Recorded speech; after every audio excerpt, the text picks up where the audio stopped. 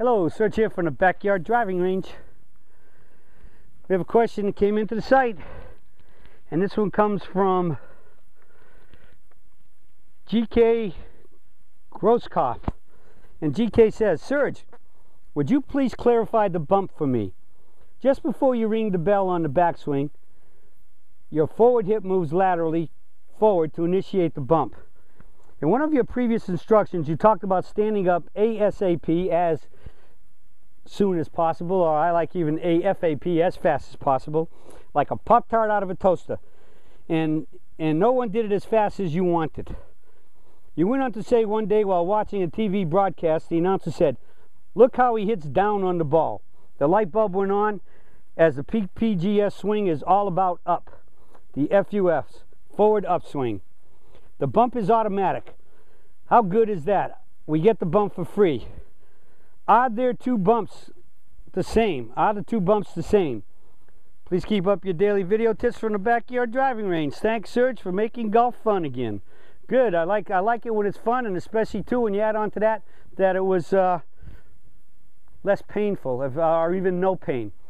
The bump is the bump. There's only one bump, and the bump is I describe it as a lateral left shift of a flex left knee and hip that initiates the downswing. All right. The key is, when does it get initiated? It gets initiated just prior to the hands and club reaching the top of the backswing. All right. And so there's actually a moment in time where both halves of your body, the upper body waist up, separated from the lower body waist down, where they're going in different directions. It's just like a pitcher or even a tennis player. They throw the ball up, and as they're going this way, they're already ready to spring, but their arm's still back here winding up to eventually throw. Well, same thing happens in the golf swing. So we have to have what I call it the bell position. That's the position when I ring the bell. Now, a lot of you seem to think ringing a bell is pulling a church bell down, because I mentioned a church bell. But to me, it's not. The bell has to be rung on the way up, not get up there and then ring it going down. That would be too late. Your bump wouldn't start before you end your backswing that way. So the best way to find the bump, the bell position to make the bump, is what I call the fine top of backswing test. You just take your setup like this.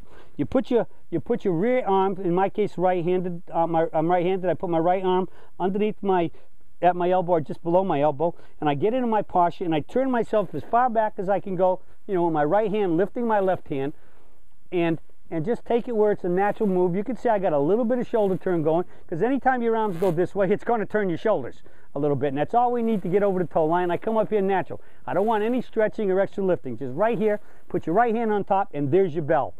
So now, the bell is there, but it's in my mind.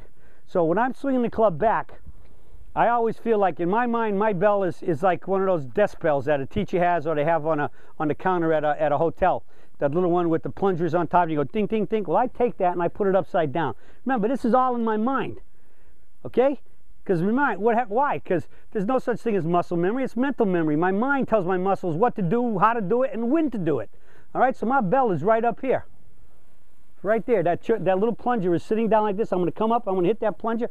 And when I hit it, when I come up and I get a bing in my brain, bing, guess what? Bing, bang. That's what I like to call it. When I bing, my hips bang and bump. Now the key is this: what little bit I've turned to the target, that's why I bumped down that line. Because if you turn back, look where my hand's coming. It's coming back closer to the target.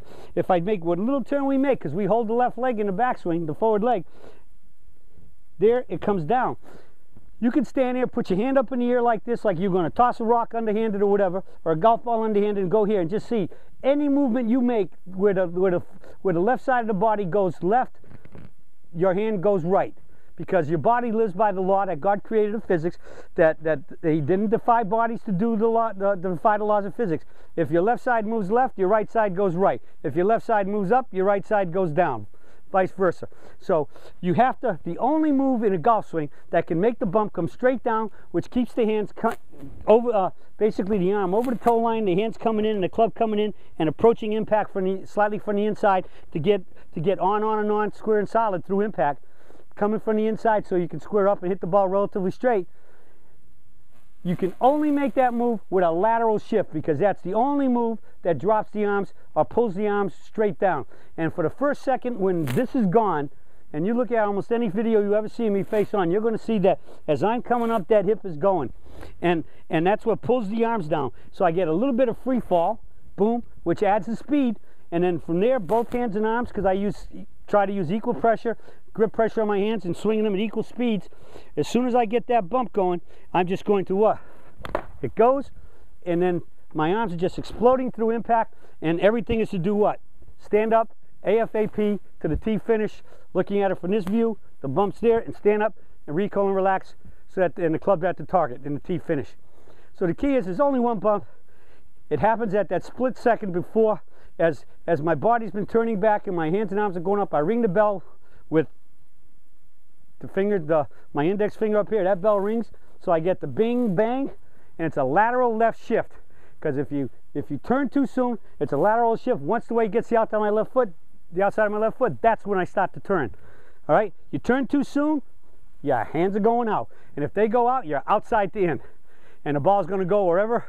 It's going to go left if you square up the impact, and you sort of face will be turning left because you'll be facing left because you've already turned left so much. Or if you try to stop that afterwards and you start to under release the right hand, then you open everything up from the target to right of the target. So the bump, just ring the bell and bump. Might want to call that maybe the big bang, you know, the bing bang theory. Bing bang. All right?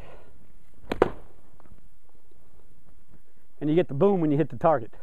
Well, that's it for the Surge today on hopefully clearing up some things and concepts about the bump. And with that, hopefully help you get this down. You'll be hitting it more solid and straight and shooting those lower scores.